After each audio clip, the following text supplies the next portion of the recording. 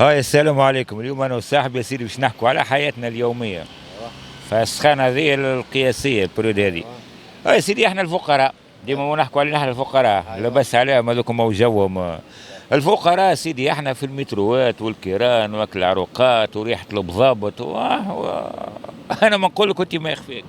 هي بالنسبة للموضوع هذايا من العهود القدم ومن الحكومات القدم. يعني وزارة النقل تتحايل على الشعب التونسي.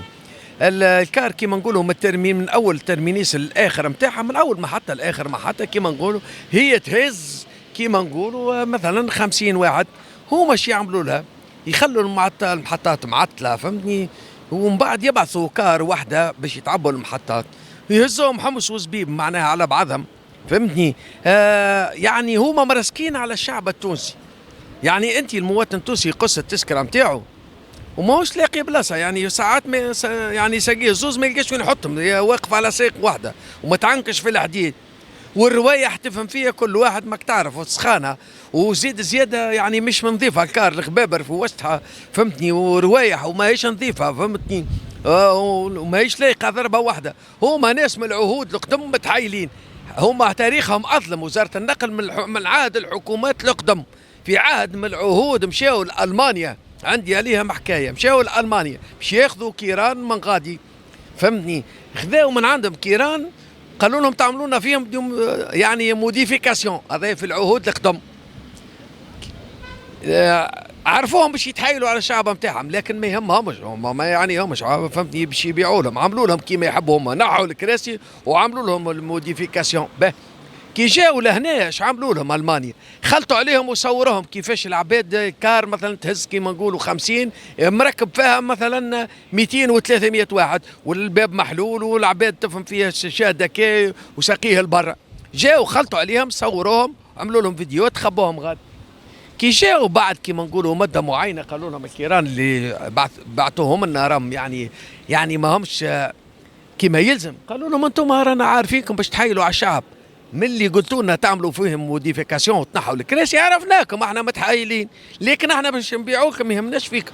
اما رانا خلطنا عليكم وصورناكم كيفاش تحايلوا على الشعب نتاعكم، ووروهم الفيديوهات. داخوا كيفاش هي كار كيما نقولوا تهز 50 واحد، انت تعبي فيها 200 و300 واحد. وفهمتني؟ راكم مراسكين انتم مع الشعب، تنحولوا في فلوس ومتحايلين على شعبكم. علاش؟ خاطر هذاكم الطبقه ضعيفه، يعني ما عندوش لشكون يشكي وما يسمعوا حتى واحد، سواء في مترو ولا في كار. يعني من العهود القدم هذه. فهمتني؟ نحكي انا من العهود القدم. يعني ناس متحايلين ويعيشوا في حق السوالي. كان في تمشي في نقل، كان في معامل وفي شركات الخدام يخدم يخلصوش زاد نفس الشيء، يعني ما يخلصوش في راس الشهر بالضبط، نهار 5 نهار 4 نهار 6، يعني يخدموا به هو ويخدموا بالشهري نتاع يعني الناس الضعفاء يدخلوا بهم انتيريس. كيما نقولوا البنكة وقتاش تسيب يصب فلوس الخدامة هذوكم، نقولوا بتسيبهم لهم مثلا نهار 4 في الشهر ولا نهار 6 ولا نهار 5، باش ياخذوا عليهم هانتيريس. هما الفلوس اللي باش يصبها هو الخدامة، مثلا 20 مليون نتاع فلوس الخدامة، ما يوصل اللي تسيب لهم الشهر نتاعهم لما يدخل بها انتيريس، ما يعطيهاش في الشهر. يعني يخدم باك الناس هذيك لغة عبودية ويخدم لهم بفلوس. يعني من الحكومات القدم الشيء هذا راهو متراكم، مش هو من تو راهو. يعني انت تحكي على العنصريه، العنصريه راهو احنا في بعضنا لهنا اللي الناس الاثرياء يعني مستعمرين الناس الضعفاء، يخدم به ويزيد يخدم له بفلوس. من العهود القدم الشيء هذا قاعدين نعيشوا فيه احنا. وفوق من هذا الكل، وقت اللي انت كمواطن تخلط يعني روتار للخدمه نتاعك حسب الترانسبور اللي احنا يعني نعيشوا فيه وكذا، يجي للخدام ينبزوا ويوجعوا بكلام. فهمتني؟ وكذا ما يهموش فيك. علاش؟ خاطر هما الناس هذوما ما عندهمش شكون يسمعهم، المواطنين الضعفاء. انت نورمالمون ناس عندها معامل الشركات تعمل كيران كبار ميني بيس تهز خدمتها وتراجعها، لا يحبك تاخذ نقل ويحبك تاخذ كار وتجي متعنكش وحالتك حليله، ويزيد بطبيعتك باش تخلط الروتار يوجعك بكلام خايب، ويلزمك انت تحمله وما تردش الفعل، وما عندكش لشكون توصل صوتك، وما عندكش لشكون تسمعك. والشيء هذا متراكم، وسبب فيه هي الحكومات القدم. يعني الشيء هذا راهو من قبل. يعني هو يمشي استريسي العامل البسيط سواء امراه ولا راجل، ويروح لداره استريسي ديما على حسابه. وصلت العباد تتحدث وحدها، وصلت العباد كيما المهبله. والاجور طايحه، والمعيشه صعيبه، والاحتكار مسيب. بربي سامحني، عندي سؤال، انا واحد من الناس محيرني، لعل نلقاش عندك انت الاجابه. ايوه. توا تدخل تدري المتروات بتاعنا معبيه يا ودي ما شاء الله. ده. الكيران معبيه ما شاء الله. هاي. النقل الجماعي معبي ما شاء الله. هاي. وزيد تغسل الكياس تلقاها الكراب زاده بالالاف ما شاء الله. ما فهمتش الكراب هذه اللي قاعده تدور ما بتاع شكون. والكرهبه بتاع المؤسسات الاداريه ذيك عاد ما شاء الله هين تلقى فهمني مؤسسه فهمني تلقى عندها بال100 كرهبه بال200 كرهبه، المدير بكرهبته ومرته بكرهبتها والخدامه بكرهبتها. ما قاعدين يدوروا الكياسات هذوما المعبين الكرهبه ذي بتاع شكون والموتورات والواحد.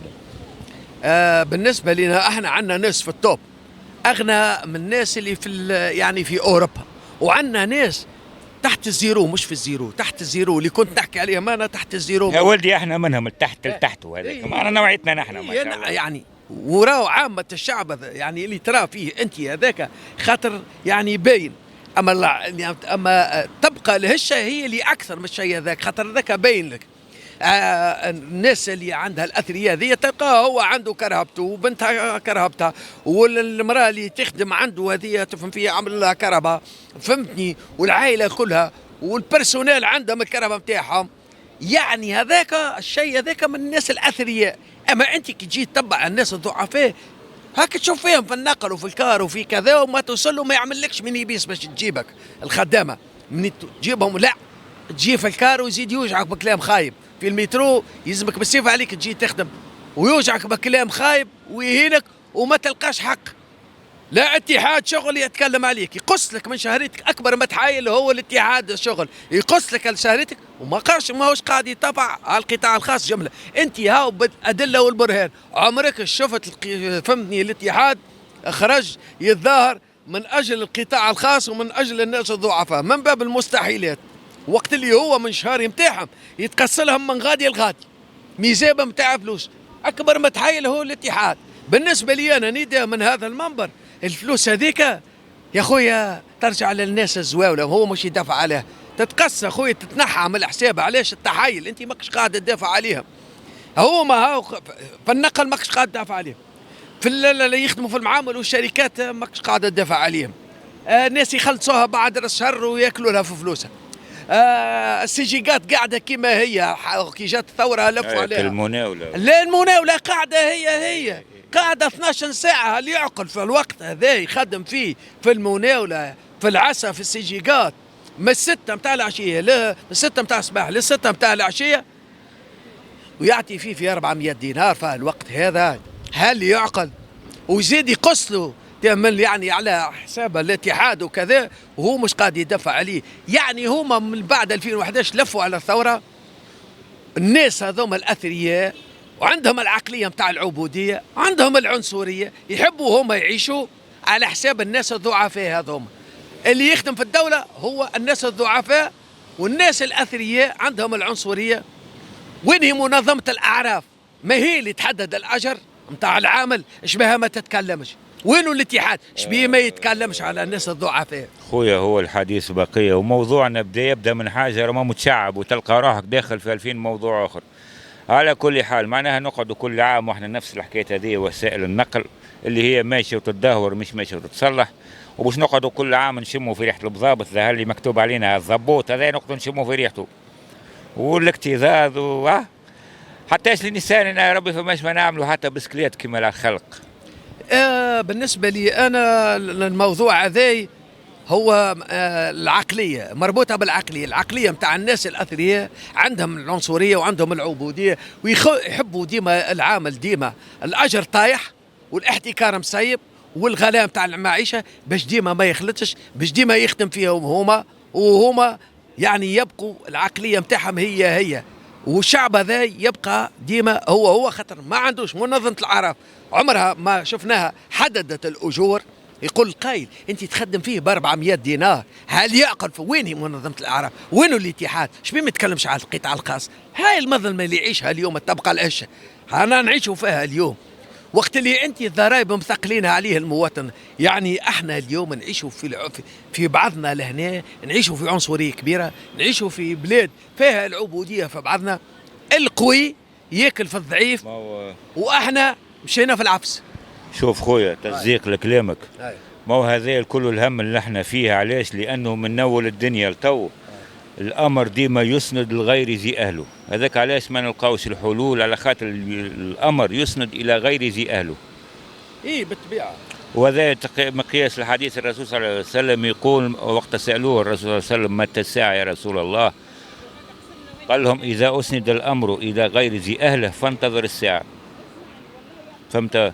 الناس اللي بداها المعشنه الكفاءات وما هذيك هي لا لا محمد رسول الله ما تخدمش نقولوا احنا. فهمت؟ كان المتحايل وكان الغشاش وكانوا عباد معروفه هي اللي قاعده تشد في الدوله من عهد كذا. فهمني؟ ما تخرجش. كلمة الختام أنا نقول لك الله يكون في عوننا احنا الشعب الكادح يا صاحبي، والله يزيح علينا الغمة، والله يفرج علينا، والله يحمي تونس. أنا باش نقول لك بالنسبة لي أنا كلمة الختام، الشعب التونسي يعيش، تبقى الهشة تعيش في مظلمة، فهمتني؟ وبالنسبة لي أنا الحق يعلى ولا يعلى عليه. والسلام عليكم ورحمة الله.